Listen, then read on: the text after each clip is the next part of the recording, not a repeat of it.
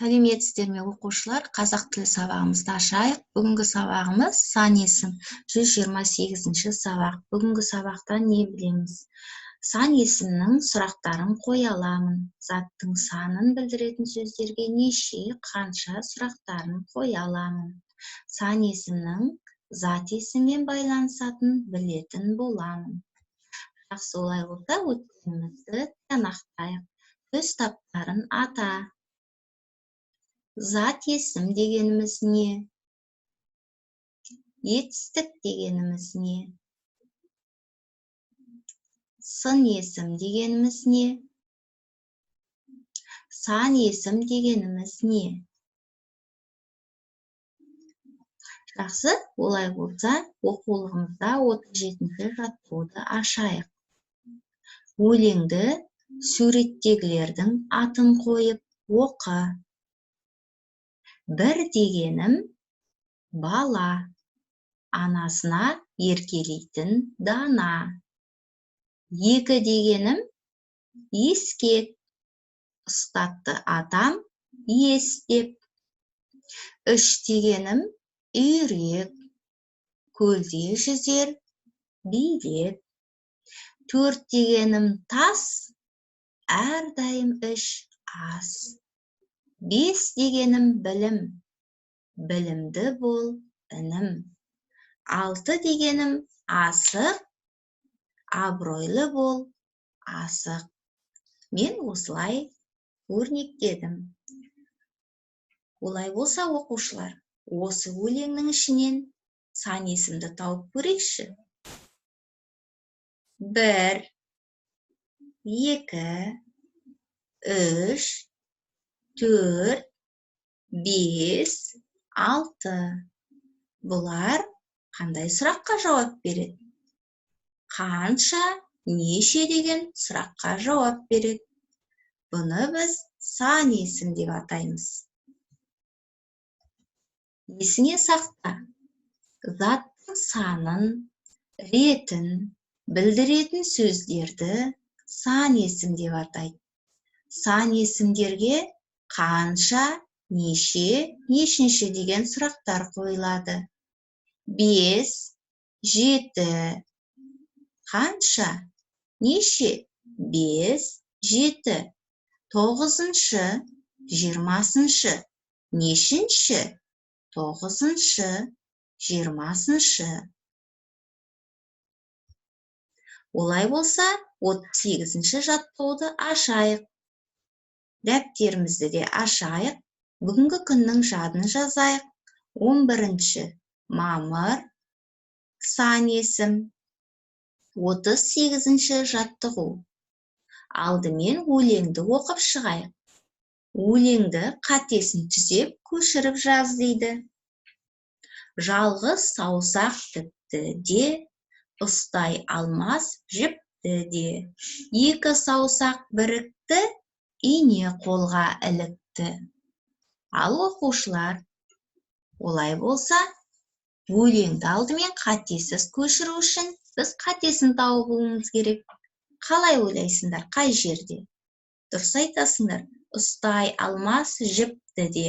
Б дыбысы естілгенімен П жазылады екен.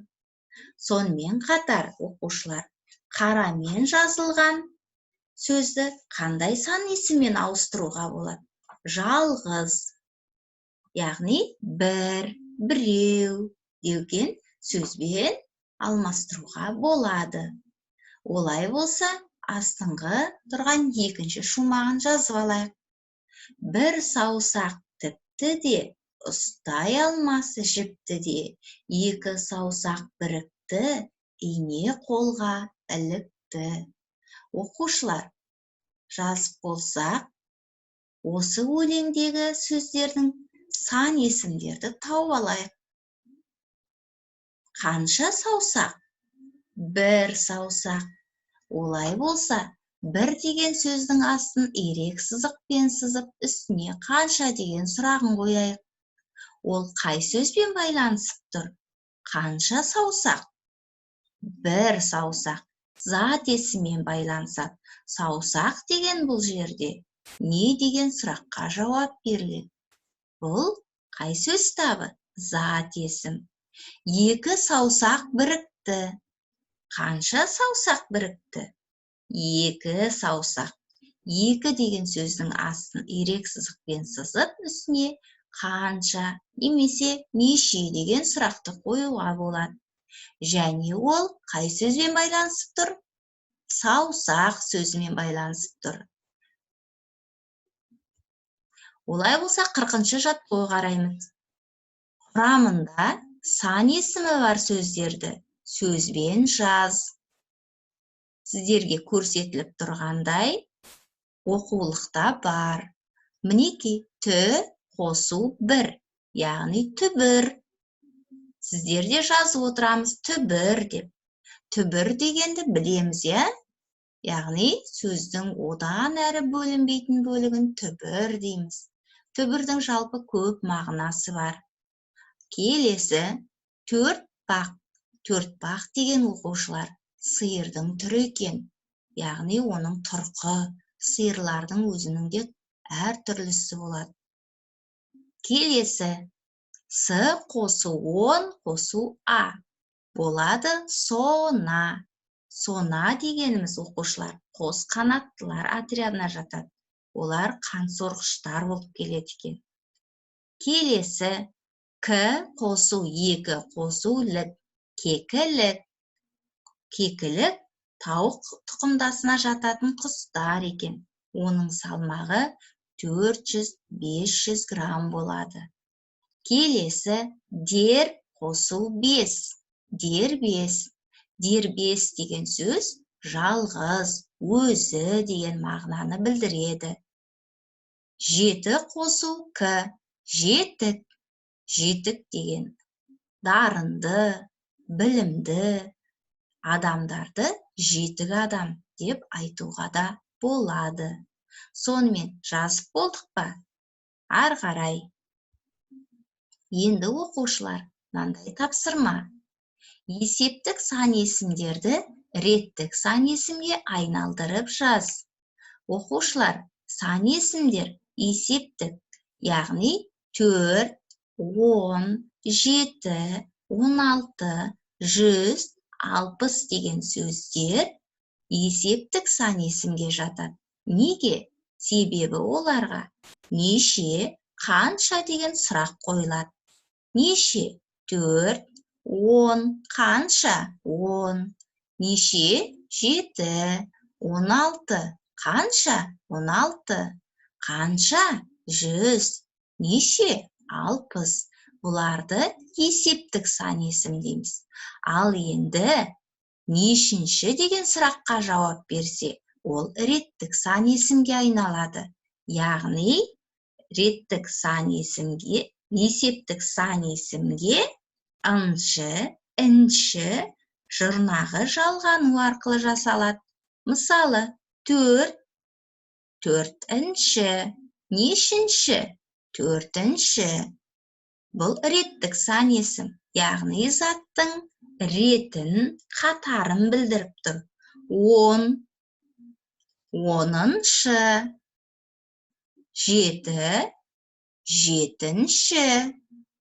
Нешінші? 7-ші. 16. Нешінші? 16-шы. 100. Нешінші? 100-ші. 60. Нешінші? 60-шы. Мінеки, біз есептік сан есімдерді реттік сан есімге айналдырдық. Яғни, ыншы, інші жұрнағын жалғадық. Бұны біз реттік сан есім дейміз. Келесі тапсырма семантикалық карта. Оқушылар, дәптерлеріңізге жазып, осы кестені толтырыңыздар. Есептік сан есім неше, қанша сұрағына жауап береді. Реттік сан есім нешінші сұрағына жауап береді. Мына жерде сендерге кестеде сөздер берілген. 5-ші, 1000, 4, 20-шы. Ал оқушылар, қайсы есептік сан есім, қайсысы реттік сан есім? Сендер сол жерге қосу таңбасын қойыңыздар. Сонымен үй жұмысы 111-ші беттегі 39-шы жаттығуды үйге аласыңдар. Және ережені жаттаймыз. Бұл жерде Серік саяхаттап жүріп, бір үйге кезікті. Сол үйде және оның маңайында үшбұрыш, шаршы және дөңгелектер тығылып қалыпты. Сен олардың санын анықта. Мінеки Серік бір үйге келе жатыр, қанша шаршы бар, үшбұрыш бар, дөңгелек бар. Осылардың санын жазып көрсетуді ұмытпа. Сонымен бүгінгі сабағымыз аяқталды. Сау болыңыздар.